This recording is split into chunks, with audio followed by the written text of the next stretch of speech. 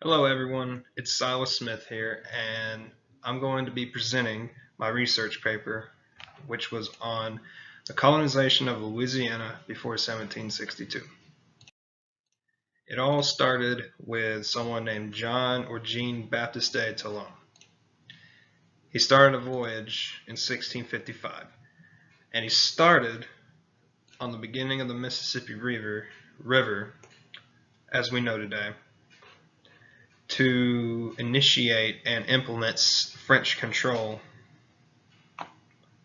during this big struggle or war per se for more territory and land between Spain and Britain.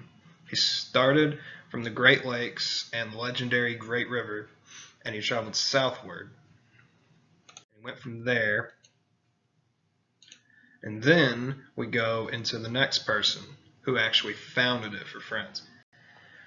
His name is Robert Cavelier de La Salle, which means he was the Lord of La Salle.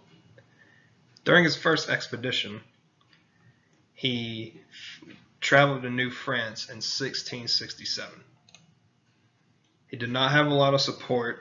Everyone made fun of him. He was a laughingstock, and he basically didn't get the credit he deserved because it actually laid the foundation for what he would do in the next expedition, since he had prior knowledge.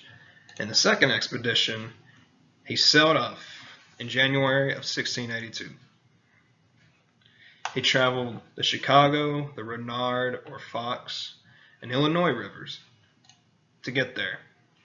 And he kept finding territory, and he kept scoping out and seeing there was an opportunity to find something for France.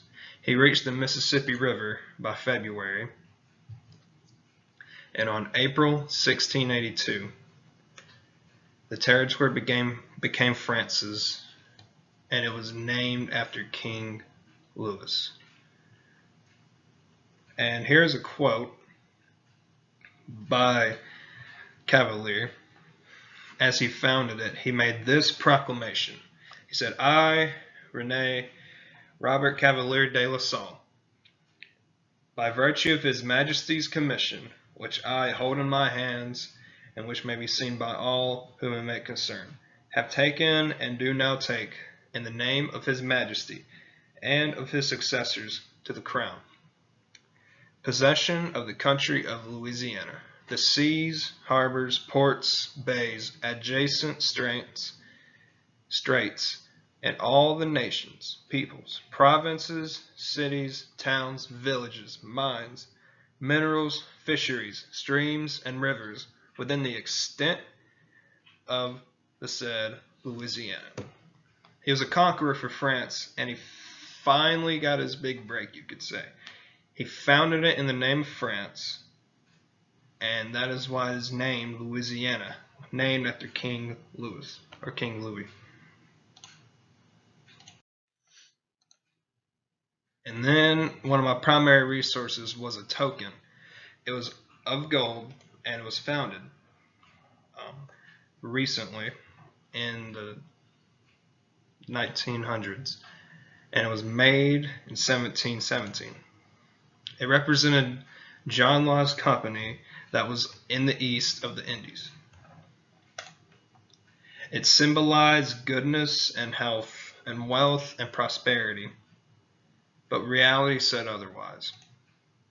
French settlers struggled, and they were mostly worthless to outsiders. Not just the settlers, but the Louisiana territory as a whole, because it was mostly geopolitical. It didn't really hold significance unless it was used for political or authoritative gain, and investors and colonists just didn't see the worth, they didn't see the potential. But those who were already there did. There was a dream, and this dream was that those people in the territory strive for prosperity. It's an inspirational story if you really dig into it. The land flourished. They saw it as a land that could be fully made of sugar and other products that could help them strive and flourish like they really wanted to. They had minimum resources, though. They had minimum political power, military, naval ways to go through it, information of Louisiana and everything around them. They didn't even have a lot of people because people were just disinterested. But they changed this with maximum effort. They used everything they could and pushed themselves forward to make it an awesome land to live in, really. They rose to the challenge, and they were the ones who changed Louisiana. In conclusion, this is my presentation, and I've really enjoyed being in this class. I've learned a lot, and I thank you all for listening, and I look forward to watching your presentations as well. Thank you, and God bless.